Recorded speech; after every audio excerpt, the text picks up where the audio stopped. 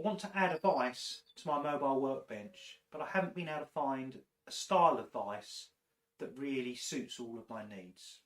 There are a few constraints that I need to consider when fitting a vise to this workbench. The first is I want this surface here to stay straight without anything sticking out. That's because I use this workbench for cutting up sheet material, and I don't want to inadvertently cut through a vise or anything that might protrude from the edge of this surface. The second is I want to make sure that these dog holes remain free. And the third is I already have a drawer in my mobile workbench, and I still need this to function because it contains all of my router pieces for the fold up router table at the end of the bench. Lastly, I have a pull out lumbar support on this bench, and the bars for that, when it's closed, come to about here. So any vise mustn't foul these bars, otherwise I'll lose my lumbar support, which I do use quite a bit. So with all those things in mind, I've been searching for what the right solution is, and I think I've found it. It was on another YouTube channel, so I'll leave a link to their video, but their video doesn't have any commentary. What I'm going to do in this video is I'll show you how I've made it, which is slightly different to the approach they've taken, and I'll include the commentary as to what I'm doing and how it's working. Let's get tinkering. I'm using birch ply left over from the Dobsonian telescope mount build, which I can put through the table saw. First I cut off a manageable piece. I'm not using the track that came with this saw, as the straight edge works better for this sort of thing. The saw is not very accurate, so I only use it for rough work like this. Okay, I've never tried this before, so it's a bit of an experiment. I've taken my clamping straight edge, which is used normally with sheet goods and circular saw, and I've clamped it to the table saw, butted up against the table saw fence, so that I can get a longer fence, so hopefully I get a more controlled and better feed-in for this piece of wood, which is a little bit long really for this table saw. So let's see how well it works. I cut out all the bits, and the temporary fence works remarkably well.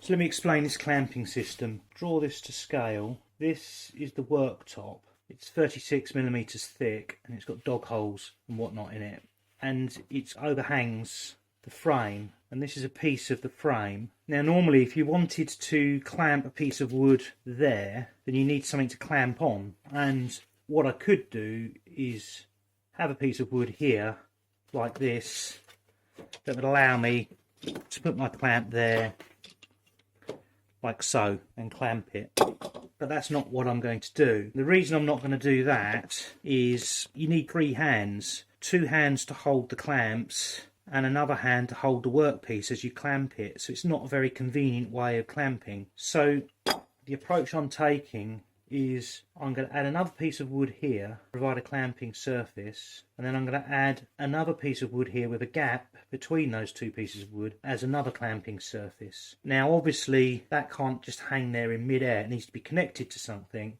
so I'm going to connect it to another piece of wood that's going to go back to this frame like this.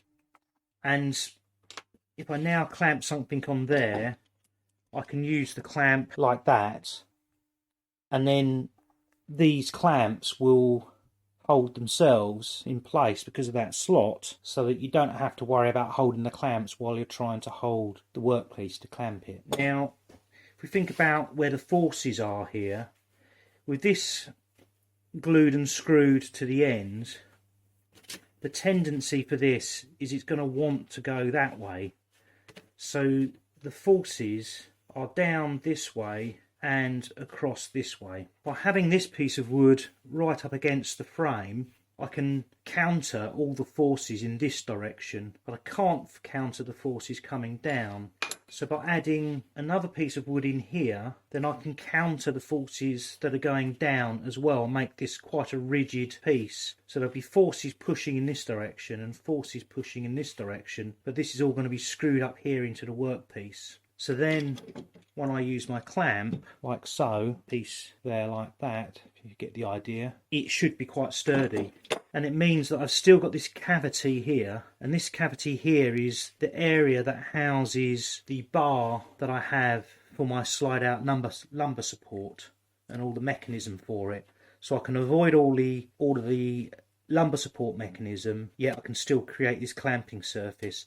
And I end up, you can think of this as the back of the jaw, and the back of this jaw is going to be about 4 inches in thickness with a 1/4 inch 8mm gap in between. So this piece here is this piece, and I've cut a little bit out here because it needs to fit there like that. Some of the parts need shaping to avoid the sockets on the fold-up router table.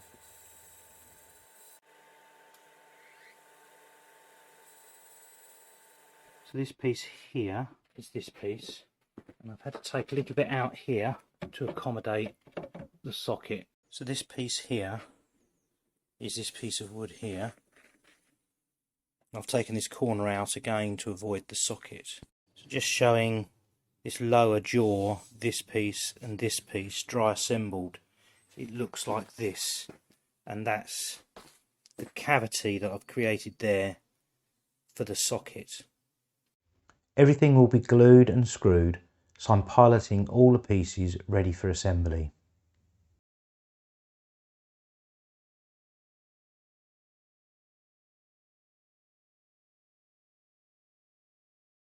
I didn't have the capacity in the pillar drill to do these holes all the way through, but I'm going to use what I have cut as a guide, and I'm going to drill all the way through to this piece so that the holes are all in the right place.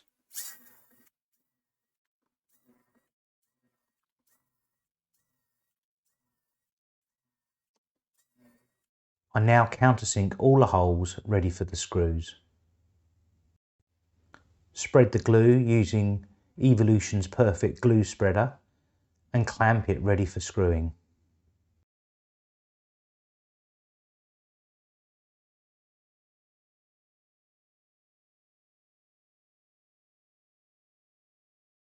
The screws I've got aren't going to be quite long enough, so I'm just going to deepen these holes a little bit so the head can go further in.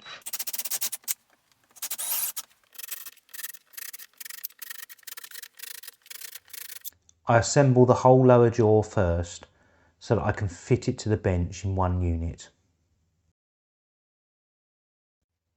I did a fitting and discovered that the brackets for the slide out lumbar support protruded further than I'd thought, so I do a little fettling.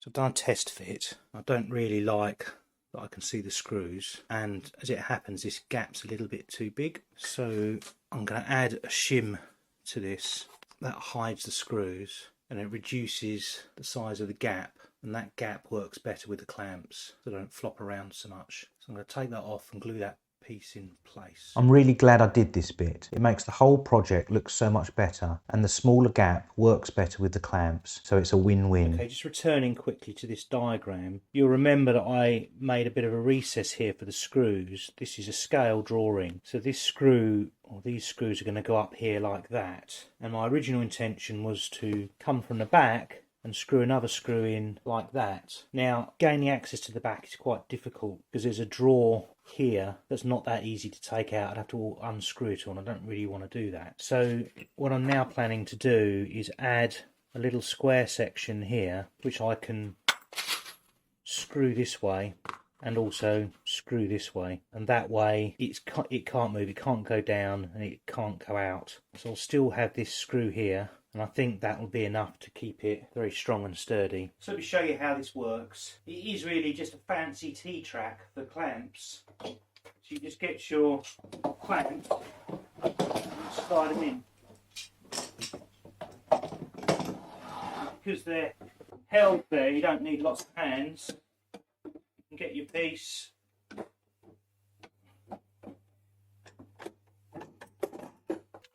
clamp it down, and it is rock solid. It's not going anywhere. And do the end grain, and it's nice and easy.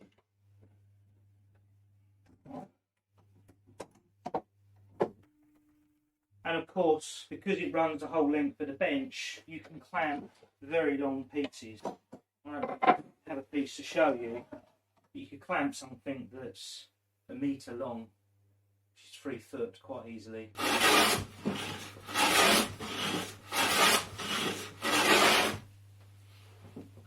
Well, I hope you enjoyed this video. If you've got any comments, questions or criticisms, then leave them in the comments below. And if you enjoyed this video, please leave a thumbs up, and I'll see you in the next video. Thanks for watching.